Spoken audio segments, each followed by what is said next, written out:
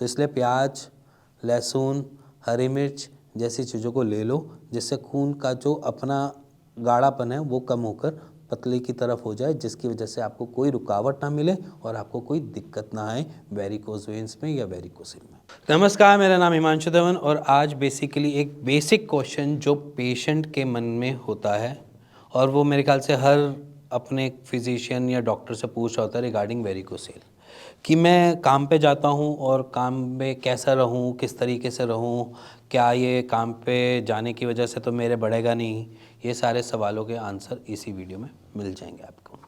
तो सबसे पहले समझ लो कि वेरिकोसील में आप बहुत फ्री हो, जैसे कि नॉर्मल इंसान की तरह, आपको कोई दिक्कत नहीं है। आपको सिर्फ एक प्रॉब्लम है कि वो जब वो रिफ्लक्सिस क्रिएट करेगा, वेन्स के अंदर ब्लड फ्लो दोबारा घूमेगा, तब वो इन्फ्लेमेशन करेगा, तो वो ही आपको दर्द देगा। उससे पहले वो ना आपको वो दर्द देगा, ना उससे पहले वो कोई दिक्कत देगा, ना आप उससे कोई अलग से डिस्टर्बेंस क्रिएट करोगे।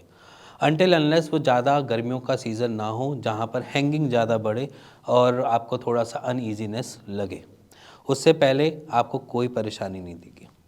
और अगर सर्दियों का सीज़न है तो उसमें आपका ऑलरेडी ही स्क्रॉटम जो है या अंडकोश की जो थैली है वो कॉन्ट्रैक्शन फॉर्म में रहती है, मतलब वो चिपकी रहती है बदन के साथ, जिसकी वजह से आपको कोई भी ऐसा सिम्टम्स नहीं देखने को मिलते। बट अगर आप ड्यूरिंग अपने वर्किंग कंडीशन में जाते हैं, मान लीजिए अगर आप कोई आर्मी पर्सनल्स हैं या फिर आप पुलिस में बहुत ज़्यादा काम करते हैं या फिर आपका स्टैंडिंग का काम ज़्यादा है, गार्ड वगैरह हैं, या फिर आपका कोई वार्ड बॉय वगैरह, कोई ऐसी कैटेगरी है जहाँ पर खड़े होने का काम ही है, या कैंटीन में काम करते हैं या कैफ़ेटेरिया में काम करते हैं या फिर किसी ऐसी जगह पे दौड़ना भागना लगा रहता है कुछ ना कुछ, तो सिंपल समझो कि जो आपके काम ऑलरेडी चल रहे हैं वो करते रहो, उसमें कोई परेशानी की बात नहीं है। उसके साथ सिर्फ एक सपोर्टर कैरी कर लो। आप सपोर्टर कैरी जब करोगे तो उसमें सिर्फ एक ही मतलब निकलता है कि आप अपने स्क्रोटम और अपने टेस्टिस का ख्याल रख रहे हो ज़्यादा लटकने से। जब वो ज़्यादा लटकेगा तो वो ट्रबल क्रिएट करेगा, उससे पहले वो ट्रबल नहीं क्रिएट करेगा। और लॉन्ग स्टैंडिंग ड्यूरेशन में मोस्ट ऑफ द पेशेंट्स को हैंगिंग के बाद ही ट्रबल क्रिएट होती है, उससे पहले ट्रबल भी नहीं क्रिएट होती है। तो जब वो हैंगिंग मोड में जाएगा तब वो आपको इन्फ्लेमेशन करेगा, तभी वो आपको दिक्कत देगा। तो सिंपली आप स्टे काम, स्टे रिलैक्स्ड, आपको वरी करने की ज़रूरत नहीं है। और अगर आपको कोई भी बीच में माइनर सी कोई दिक्कतें ऐसी महसूस होती हैं कि आपको दर्द होना चालू हो जाता है, या आप समझ लो कि शेफ़ हो और आपको गर्मी किस तरफ से आपको हीट मिलती रहती है लोअर पोर्शन ऑफ बॉडी पे, तो उसमें क्या होता है कि हैंगिंग आती है और शेफ़ के साथ ये प्रॉब्लम आती है। तो सिंपली आपने कुछ नहीं करना, आपने पैरों को किसी दीवार के सहारे सपोर्ट लगा के थोड़ी देर ऊपर करके रिलैक्स करना है, जिससे आपका ब्लड फ्लो बेटर बना रहे बॉडी में और आपके पेल्विक पोर्शन में जो भी रिफ्लक्सेस बन रहे हो वो नॉर्मल ब्लड फ्लो की वजह से नॉर्मल स्थिति में आ जाए और आपके वहाँ पर इन्फ्लेमेशन या जो भी वो चोट पहुँचाने की कोशिश कर रहा है वो चोट ना पहुँचा पाए। सिंपल और क्लियर। अब पेशेंट के मन के अंदर डाउट होता है कि इसको हम किस तरीके से मैनेज करें। मैनेज मतलब कि अब हमारी ड्यूटी भी है और हम ट्रीटमेंट भी ले रहे हैं। डॉक्टर्स हमें ये भी रिकमेंड कर देते हैं कि आपने ज़्यादा खड़ना उठना बैठना, जिम विम एक्सरसाइज वगैरह कुछ नहीं करनी है, जिसकी वजह से वो इन्फ्लेमेशन और बढ़े या कुछ भी ऐसा भी कुछ आपके मन के अंदर डाउट है, तो भी आप स्टे काम्ड।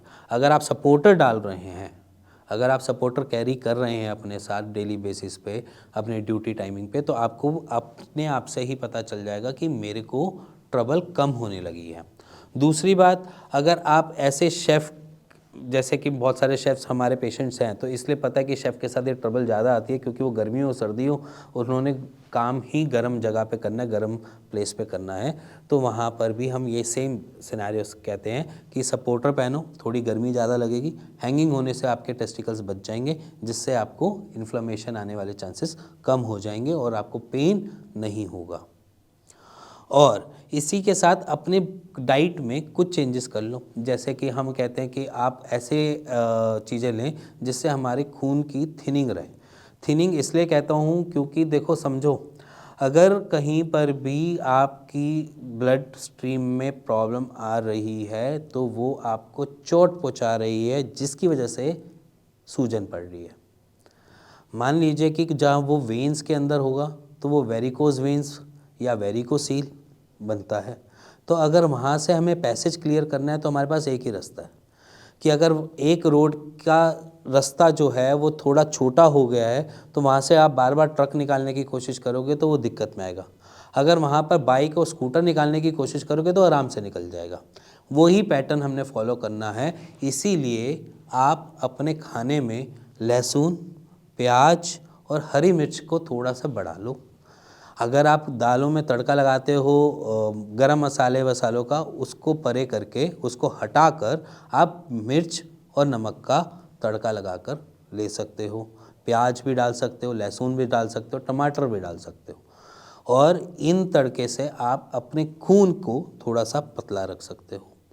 ये बहुत अच्छी चीज़ है। कहने के लिए कहते हैं कि लहसुन ये है, प्याज ऐसा करता है, कुछ नहीं, बॉडी के लिए बहुत बढ़िया चीज़ है मैम। और बॉडी के लिए जो चीज़ बढ़िया है वो आपके लिए सामने भी है। तभी कहते हैं कि गर्मियों के दिनों में, लू के दिनों में आप अपने खून को पतला रखने की कोशिश करो। इसीलिए वहाँ पर लहसुन का सेवन ज़्यादा बढ़ा देते हैं, इसलिए कि आपका खून जो है वो थोड़ा सा पतला बना रहे। तो ऐसा नहीं है कि वो आपका हीमोग्लोबिन ड्रॉप कर देगा या आपको कुछ ड्रॉप कर देगा, ऐसा कुछ नहीं करेगा, बट वो थिनिंग करता है थोड़ी सी। तो इसलिए प्याज, लहसुन, हरी मिर्च जैसी चीज़ों को ले लो जिससे खून का जो अपना गाढ़ापन है वो कम होकर पतले की तरफ हो जाए, जिसकी वजह से आपको कोई रुकावट ना मिले और आपको कोई दिक्कत ना आए वेरिकोज वेन्स में या वेरिकोसिल में। इसी के साथ मिलेंगे नेक्स्ट वीडियो के लिए, तब तक के नमस्कार।